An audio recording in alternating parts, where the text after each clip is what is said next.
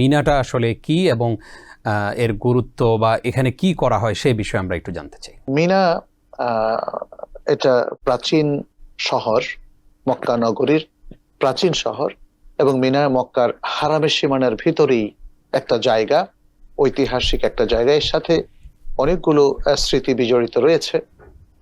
আমরা জানি যে এই অঞ্চলটা এক সময় জনমানবহীন ছিল, এবং ইব্রাহিম আলাইসাল্লাম যখন ইসমাইল আলাইহিসসালামকে তিনি রেখে গেলেন ইসমাইল আলাইহিসসালামের মা বিবি হাজের সহ, তখন থেকে আবাদটা শুরু হয় এবং পরবর্তীতে মক্কা এবং মক্কার আশপাশের অঞ্চলগুলো আবাদ হয়ে যায়। তো যখন ইব্রাহিম আলাইহিসসালাম তিনি ইসমাইল আলাইহিসসালাম বড় হওয়ার পরে যখন আসলেন, তখন তিনি কিশোর বালক। এমত অবস্থায় আল্লাহ সুবহান তাআলার একটা নির্দেশ তারা বাস্তবায়ন করলেন, এবং সেই নির্দেশটি ঐতিহাসিকভাবে অনেকগুলো বর্ণনা বলছে সেটা মিনায় ঘটেছিল। কি সেই নির্দেশ? যেটি সূরা আস-সাফফাতের মধ্যে বর্ণিত হয়েছে। ইব্রাহিম আলাইহিস সালাম তার সন্তানকে বললেন, ইন্নী আরা ফিল মানামে আন্নী আযবাহুকা, আমি স্বপ্নে দেখছি আমি তোমাকে কোরবানি করছি। নবীদের স্বপ্ন তো সত্য, তার মানে হচ্ছে এটা ওহী। নবীদের স্বপ্ন এক প্রকার ওহী, ফলে এটা আল্লাহ সুবহানাহু ওয়া তাআলার পক্ষ থেকে এক নির্দেশ।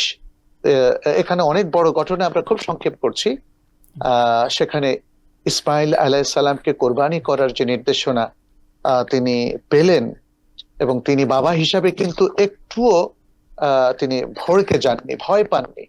তিনি তার সন্তানকে প্রস্তাব দিলেন, এটা আল্লাহর নির্দেশ, আমি তোমাকে কোরবানি করার নির্দেশনা পেয়েছি, এখন তুমি বলো তোমার কি অভিমত।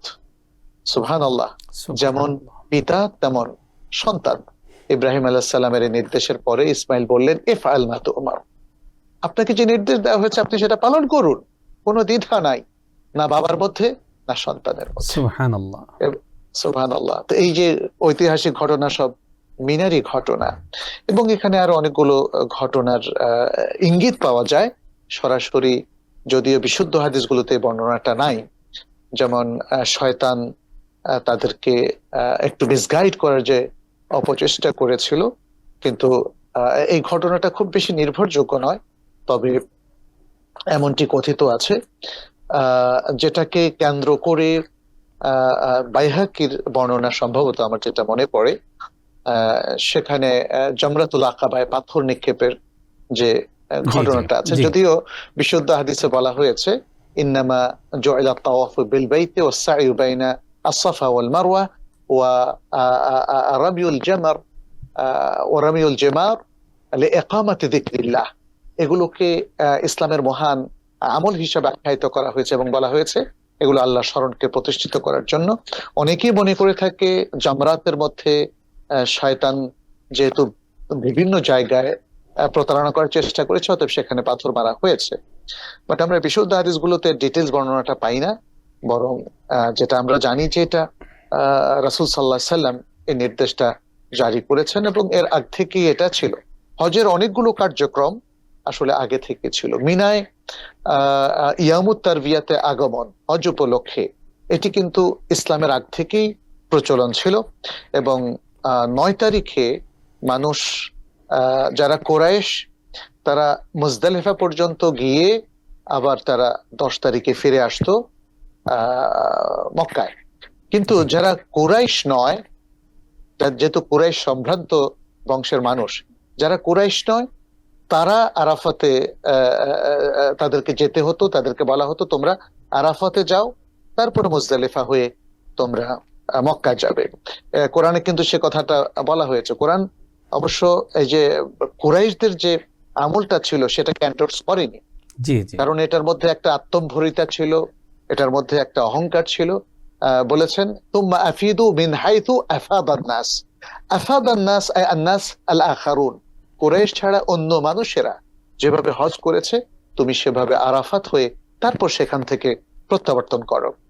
আর কুরাইশরা এখানে যে কাজটা করতো, আমি একটু ইতিহাস এখানে একটু বলি। তারা তাওয়াফ করতো কাপড় পরিধান করে, কিন্তু কুরাইশ ছাড়া অন্য মানুষ তাদের জন্য কাপড় পরিধান করা নিষিদ্ধ ছিল, তবে যদি কুরাইশ বংশের লোকেরা তাদেরকে কাপড় দিত, সেই কাপড় পরে তারা তওয়াফ করতে পারতো। আর সেই কাপড়টা না পেলে তাদেরকে কাপড় ছাড়া উলঙ্গ তাদের তওয়াফ করতে হতো। তো এগুলো সবই আসলে জাহিলিয়াত। ইসলাম এসে এগুলোর মূলোৎপাটন করে দিয়েছে এবং বলেছে না, তাওয়াফ করতে হবে শালীন সুন্দর পোশাকে, এবং পুরুষ নারী সকলেই তাদের সতর ঢেকে এবং সুন্দর শালীন পোশাক পরে সকলকে তাওয়াফ করতে হবে, এবং সকলকে হজের দিন অর্থাৎ 9 তারিখে আরাফায় যেতে হবে। এবং নবী সাল্লাল্লাহু আলাইহি ওয়াসাল্লাম ঘোষণা করলেন, আল হাজ্জু আরাফা, আরাফায় অবস্থানটাই হচ্ছে হজ। ফলে হাজিদেরকে 8 তারিখে মিনা থাকার পরে 9 তারিখে আরাফায় যেতে হয়। আরাফা নিয়ে অনেক গল্প আছে, বাট সেই গল্পগুলো যেহেতু নির্ভরযোগ্য নয়, আমরা সেটা নিয়ে কথা বলবো না। এতটুকু বলবো যে নবী সাল্লাল্লাহু আলাইহি ওয়াসাল্লামের হাদিসগুলোর মধ্যে এই ইন্ডিকেশন আছে যে আরাফার ময়দানে বহু নবী আম্বিয়া এবং রাসূলগণের আগমন হয়েছিল। যেমন তিনি বলেছেন, ওয়া খায়রু মা আনা কুলতু ওয়ান নাবিয়ুনা মিন ক্বাবলি লা ইলাহা ইল্লাল্লাহু ওয়াহদাহু লা শারীকা লাহু লাহুল মুলকু ওয়া লাহুল হামদ ওয়া হুয়া আলা কুল্লি শাইইন কাদির। আমি এবং আমার পূর্ববর্তী নবীগণ যারা এই আরাফায় আমার পূর্বে আগমন করেছিলেন, তাদের করা সর্বোত্তম দোয়া হচ্ছে লা ইলাহা ইল্লাল্লাহু ওয়াহদাহু লা শারীকা লাহু লাহুল মুলকু ওয়া লাহুল হামদ ওয়া হুয়া আলা কুল্লি শাইইন কাদির। ফলে আমরা এখানে দেখি যে আরাফাত এই যে ইতিহাসটা, এখানে আমাদের কাছে কোরআন উল্লেখ করেছে, ইযা আফাদতুম মিন আরাফাত, জি আল কোরআন বলছে যখন তোমরা আরাফাত থেকে ফিরবে, তখন বলছে তোমরা মাশআরুল হারামের কাছে অবস্থান করবে, তাই না? তাহলে এই যে এখানে মুজদালিফার প্রসঙ্গটা চলে আসে। মুজদালিফা, মিনা, আরাফা, মুজদালিফা পাশাপাশি। তো মাশআরুল হারামটা হচ্ছে মুজদালিফার মধ্যে, যেখানে আরাফা থেকে ফেরার পরে একটা রাত্র থাকতে হয়। রাতের অধিকাংশ সময় যদি সে মাদুর হয়, অথবা পুরো রাত্রটা ফজর পর্যন্ত থাকতে হয়, এটাকে বলা হয় ওকুফে মুজদালিফা। এই ওকুফে মুজদালিফার একটা পর্যায়ে নবী সাল্লাল্লাহু আলাইহি সাল্লাম আয়াতের নির্দেশনার আলোকে মাশআরুল হারামে এসে কিছু অবস্থান করেছিলেন এবং দোয়া করেছিলেন। সেখানে এখন মসজিদুল মাশআরুল হারাম এটি আছে। আর মিনার মধ্যে আমরা দেখি যে একটা বিখ্যাত মসজিদ আছে, মসজিদুল খাইফ। এই মসজিদটা অনেক পুরাতন, বাট যেটা জানা যায় যে এখানে নবী সাল্লাল্লাহু আলাইহি সাল্লামের সময় আসলে কোনো মসজিদ ছিল না। এমনকি আরাফার মধ্যে যে মসজিদ নামিরা, সেটিও নবী সাল্লাল্লাহু আলাইহি সাল্লামের সময় ছিল না। তবে আমরা এতটুকু জানি যে নবী সাল্লাল্লাহু আলাইহি সাল্লাম আরাফাতে আসার আগেই তিনি বলেছেন নামিরায় তিনি অবস্থান গ্রহণ করবেন, এবং সেখানে যেন একটা তাঁবু টাঙানো হয়। তাঁবু টাঙানো হলো, তিনি সেখানে কিছুক্ষণ বিশ্রাম করলেন। জাওয়ালের টাইমে একটু নেমে এসে তিনি এই নামিরা এলাকার এক প্রান্তরেই তিনি খুতবা দিলেন। তিনি কিন্তু জাবালে আরাফা বা জাবালে রাহমা, লোকরা যাকে জাবালে রাহমা বলে, সেখানে উঠেননি। তাহলে জাবালে রাহমা এটা মানুষের দেয়া নাম, বাট এটা ইতিহাসে বিখ্যাত হলো জাবালে আরাফা। তো এই যে মিনা, আরাফা, মুজদালিফা, এগুলো হজের সাথে ওতপ্রোতভাবে জড়িত ঐতিহাসিক স্থান, এবং এগুলোকে বলা হয় আল মাশায়ের আল মুকাদ্দাসা, ইসলামের অত্যন্ত সম্মানিত জায়গা। ফলে এই জায়গাগুলোতে যারা জিয়ারাতে যান, বিশেষ করে হজ উপলক্ষে, জায়গাগুলোর পবিত্রতা তাদের বজায় রাখতে হয়, এগুলোর সম্মান তাদেরকে বজায় রাখতে হয়। এবং সেই কথাটি আল্লাহ সুবহানাহু ওয়া তাআলা সূরাতুল হজ্জের মধ্যে উল্লেখ করেছেন, ওয়া মান ইউআযযিম শাআইরাল্লাহি ফাইন্নাহা মিন তাকওয়াল কুলুব। আর যারা আল্লাহর এই শাআইর গুলো, এই নিদর্শনগুলোকে সম্মান করে, এটা তাদের অন্তরের তাকওয়া। আল্লাহর এই নিদর্শনগুলো আমরা দেখি যে এগুলোকে শাআইর বলা হয়েছে আরেকটা আয়াতে, ইন্না সাফা ওয়াল মারওয়াতা মিন শাআইরিল্লাহ। সাফা এবং মারওয়া আল্লাহর নিদর্শনের অন্তর্ভুক্ত।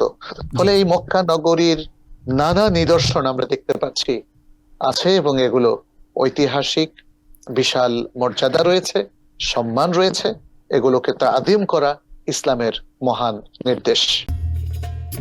Ad-Din Television, a complete way of life.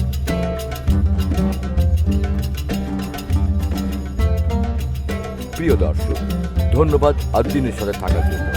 এমন আরো সুন্দর সুন্দর ইসলামিক কন্টেন্ট ও সবশেষ আপডেট পেতে সাবস্ক্রাইব করুন আমাদের ইউটিউব চ্যানেল ad-Din এবং পাশের বেল আইকনটি চাপুন পরবর্তী সকল ভিডিও নোটিফিকেশন পেতে যুক্ত থাকুন আমাদের সোশ্যাল মিডিয়ায়।